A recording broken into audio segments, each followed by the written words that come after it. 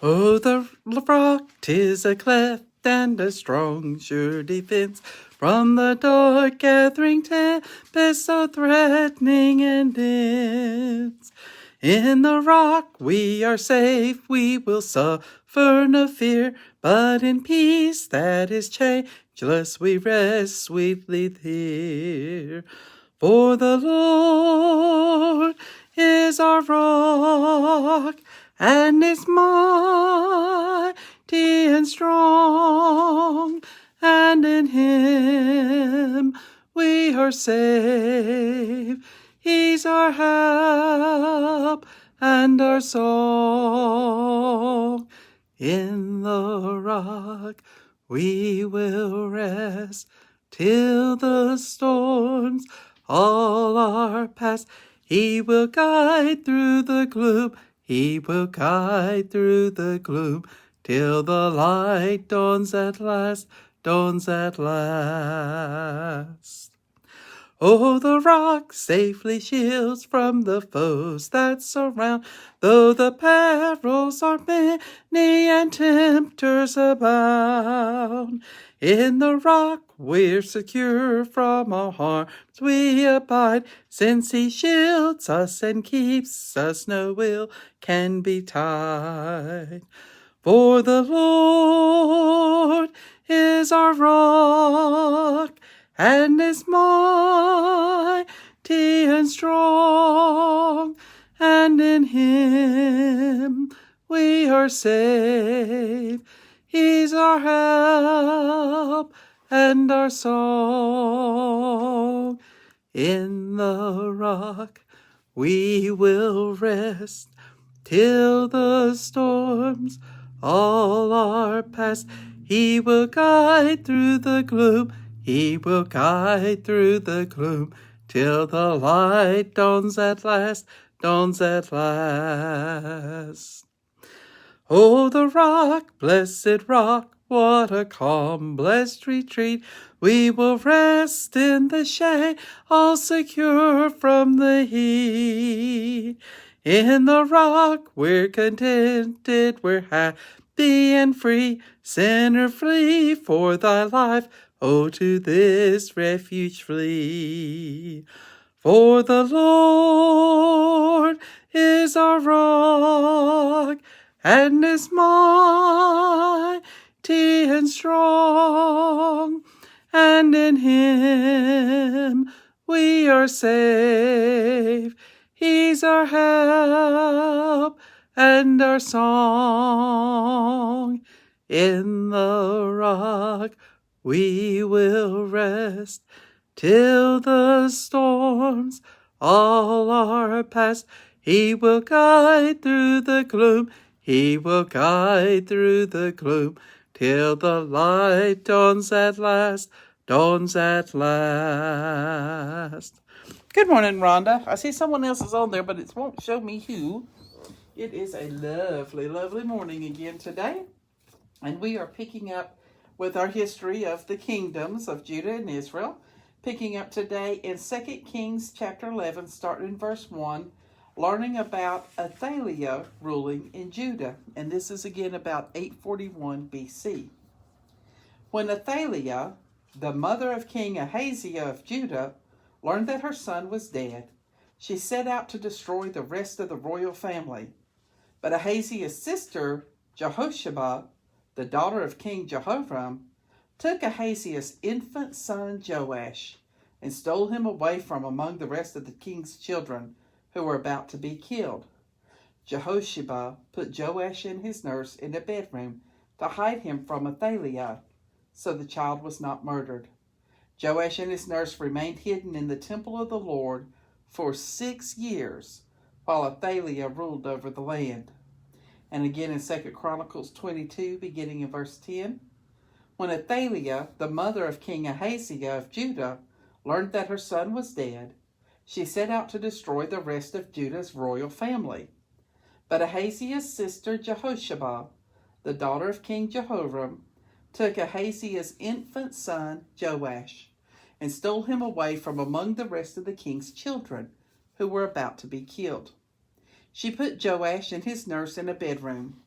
In this way, Jehosheba, the wife of Jehoiada the priest, hid the child so that Athaliah could not murder him. Joash remained hidden in the temple of God for 6 years, while Athaliah ruled over the land. Revolt against Athaliah, beginning in 2 Kings 11, verse 4, and this is about 835 BC. In the 7th year of Athaliah's reign, Jehoiada the priest summoned the commanders, the Karaite mercenaries, and the guards to come to the temple of the Lord. He made a pact with them and made them swear an oath of loyalty there in the Lord's temple. Then he showed them the king's son. Jehoiada told them, "This is what you must do. A third of you who are on duty on the Sabbath are to guard the royal palace itself. Another third of you are to stand guard at the Sur gate. And the final third must stand guard behind the palace guard. These 3 groups will all guard the palace. The other 2 units who are off duty on the Sabbath must stand guard for the king at the Lord's temple. Form a bodyguard for the king and keep your weapons in hand. Any unauthorized person who approaches you must be killed. Stay right beside the king at all times." So the commanders did everything just as Jehoiada the priest ordered. The commanders took charge of the men reporting for duty that Sabbath, as well as those who were going off duty. They brought them all to Jehoiada the priest, and he supplied them with the spears and shields that had once belonged to King David and were stored in the temple of the Lord. The guards stationed themselves around the king and with their weapons ready. They formed a line from the south side of the temple, around the north side, and all around the altar. Then Jehoiada brought out Joash, the king's son, and placed the crown on his head. He presented Joash with a copy of God's covenant and proclaimed him king. They anointed him, and all the people clapped their hands and shouted, "Long live the king!" And again in 2 Chronicles 23, beginning in verse 1, in the 7th year of Athaliah's reign, Jehoiada the priest decided to act. He got up his courage and made a pact with 5 army commanders: Azariah son of Jeroham, Ishmael son of Jehohanan, Azariah son of Obed, Maaseiah son of Adaiah, and Elishaphat son of Zikri. These men traveled secretly throughout Judah and summoned the Levites and clan leaders in Judah's town to come to Jerusalem. They all gathered at the temple of God, where they made a covenant with Joash, the young king. Jehoiada said to them, "The time has come for the king's son to reign. The Lord has promised that a descendant of David will be our king. This is what you must do. When the priests and the Levites come on duty on the Sabbath, a third of them will serve as gatekeepers.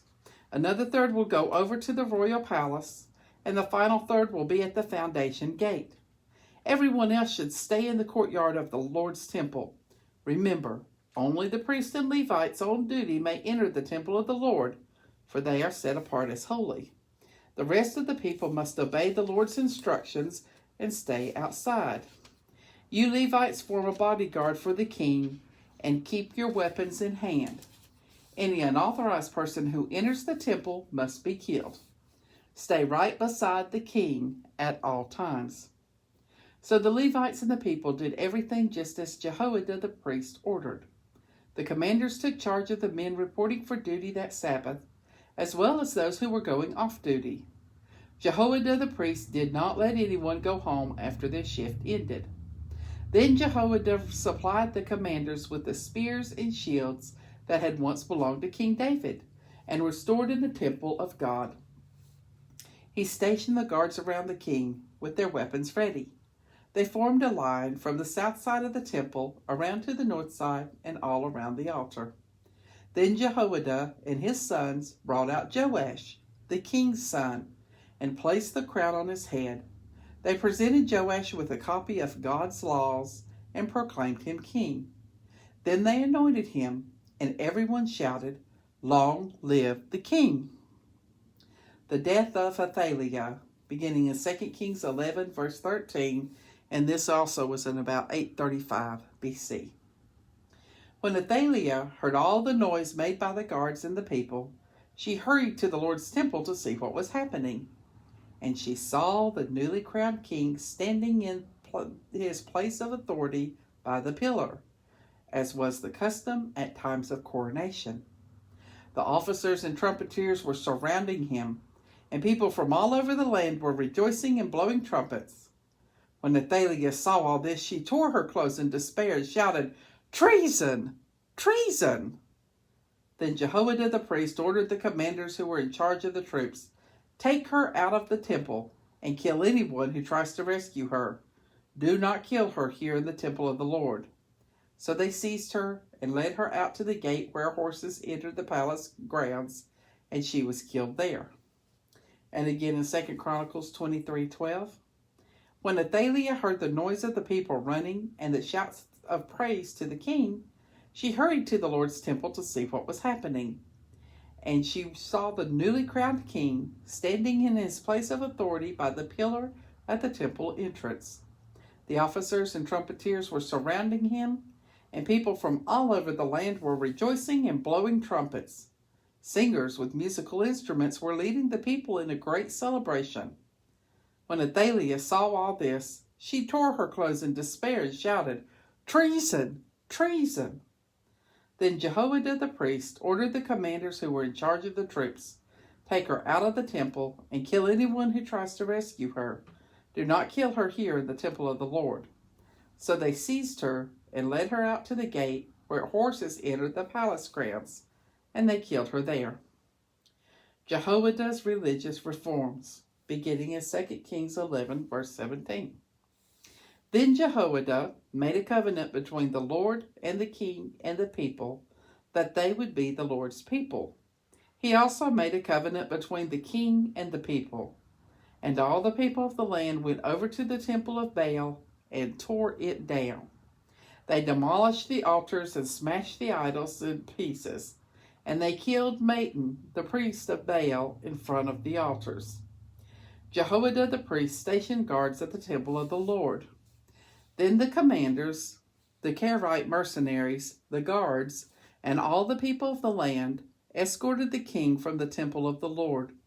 They went through the gate of the guards and into the palace, and the king took his seat on the royal throne.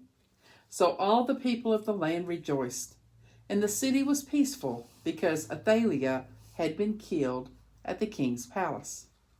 Joash was 7 years old when he became king. Again in 2 Chronicles 23, starting in verse 16. Then Jehoiada made a covenant between himself and the king and the people, that they would be the Lord's people. And all the people went over to the temple of Baal and tore it down.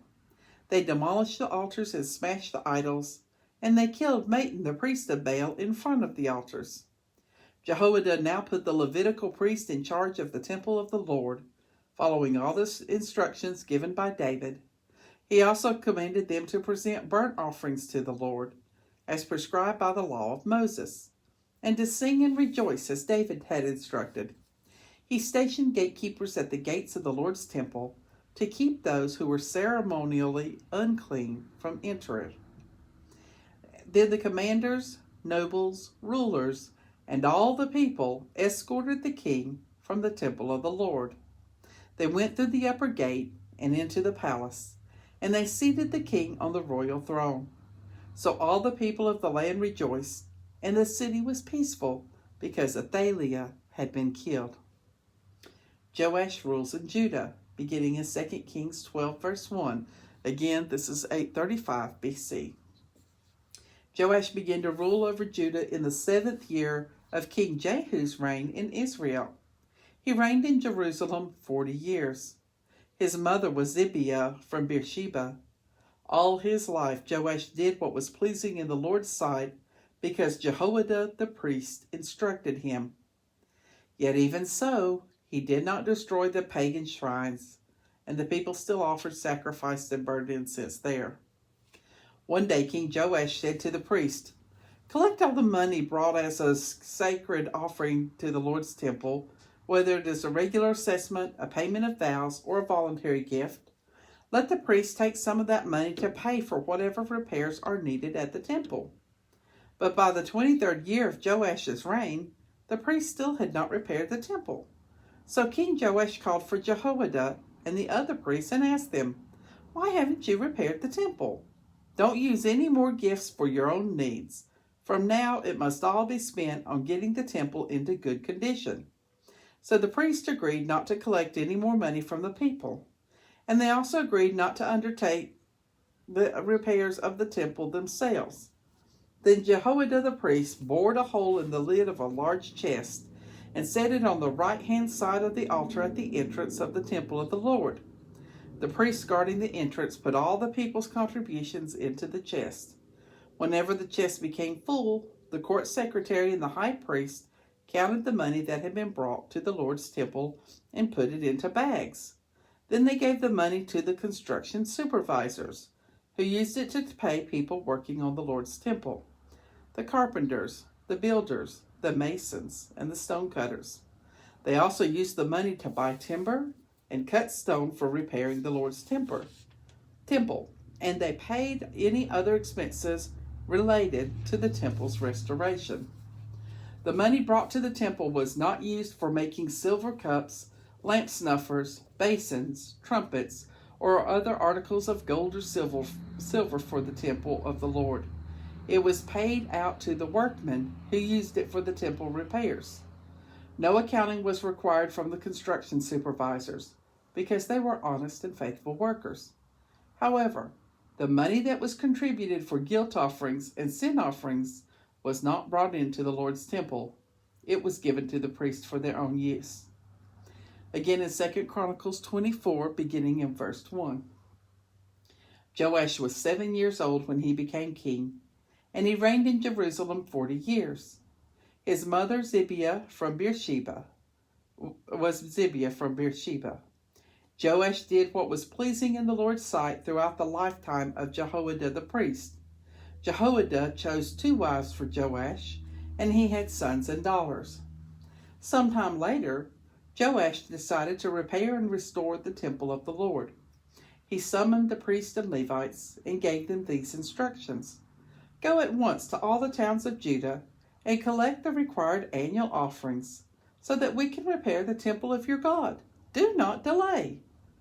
But the Levites did not act right away. So the king called for Jehoiada the high priest and asked him, "Why haven't you demanded that the Levites go out and collect the temple taxes from the towns of Judah and from Jerusalem? Moses, the servant of the Lord, levied this tax on the community of Israel in order to maintain the tabernacle of the covenant."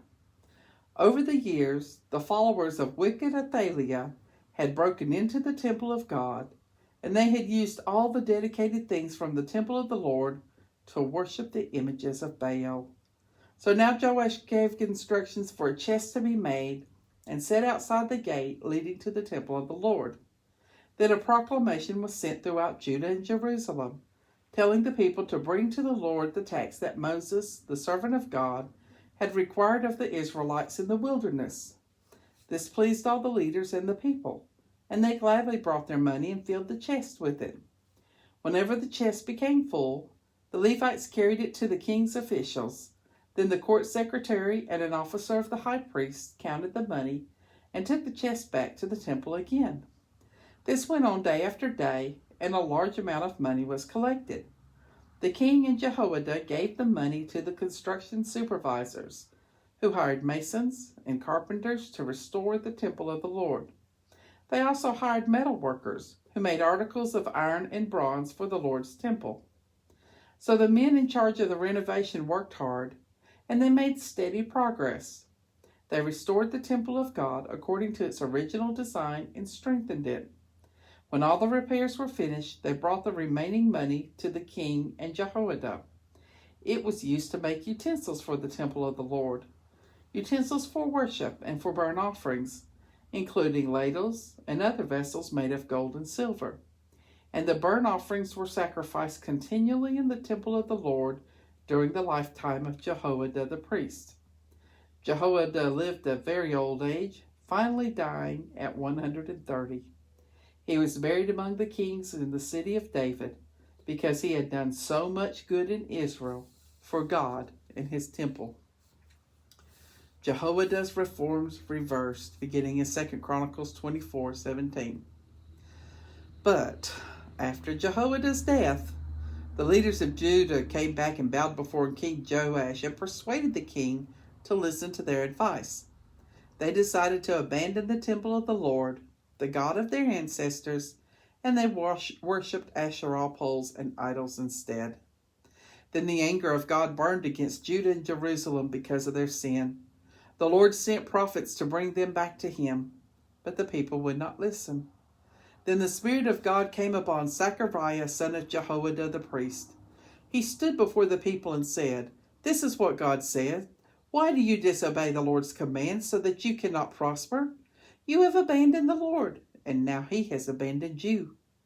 Then the leaders plotted to kill Zechariah, and by order of King Joash himself, they stoned him to death in the courtyard of the Lord's temple. That was how King Joash repaid Jehoiada for his love and loyalty, by killing his son. Zechariah's last words as he died were, "May the Lord see what they are doing and hold them accountable." The death of Jehu, beginning in 2 Kings 10, verse 32, and this is about 814 BC. At that time, the Lord began to reduce the size of Israel's territory.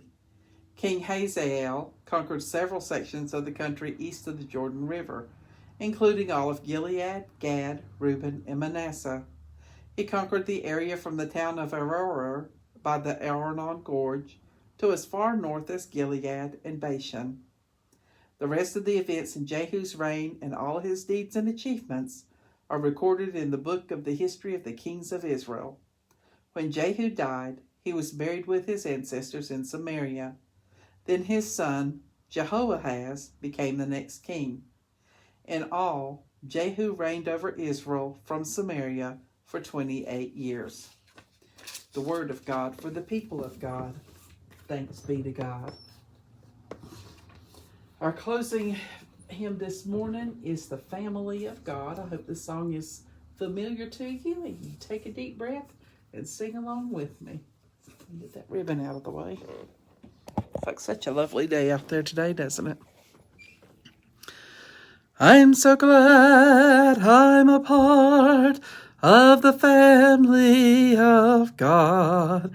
I've been washed in the fountain, cleansed by his blood. Join heirs with Jesus as we travel this sod. For I'm part of the family of God. I'm sorry, for some reason that tune is totally escaping me this morning, so we're just going to stop there. Good morning, Rhonda. Good morning, Pam. Good morning, Jim and Peggy. Good morning, Patty. Good morning, Shirley. Hope everybody has a wonderful day. And I encourage you to please pray for my mother-in-law. She's had a rough start this morning. And I'll see y'all tomorrow morning at 8 o'clock.